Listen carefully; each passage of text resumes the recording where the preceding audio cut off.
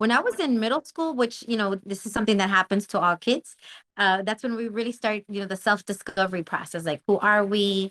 How do we identify? What makes us, us? And I remember I was having these conversations with my dad. That's when I first realized that in my family, we are very indigenous. And so my grandfather was a Maya Indian.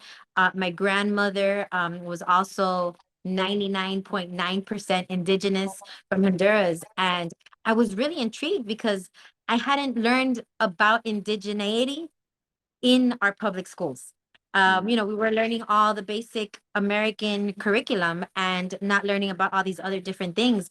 And so when I was in middle school and I was having these conversations with my dad, um, my parents actually took us to Honduras, and I was in Copan, which is considered like the artistic capital of the Mayan culture. So there were different cities of the Mayan people, but Copan is where um they really consider it like the Paris of the Mayan culture because they were very focused and honed in on developing their arts and seeing the architecture of the pyramids and the hieroglyphs and just different traditions that the Mayan people had was something that was very inspiring to me for many reasons, not just because they were astronomers and they knew they had incorporated the zero and all these different things that a lot of people and a lot of other cultures had not yet developed, and they had developed it so early on.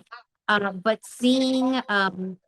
you know seeing myself and seeing people that looked like me and the things that they had been able to accomplish, and what a rich society and civilization it was, that also brought a lot of awareness to me, and it was through their art that I was able to find this awareness and identify and say, oh, but that is me and I am them, and this is something that I should be proud of. And I've tried to talk about my parents and of course my indigeneity and my heritage, because I learned about the Mayan people through their art.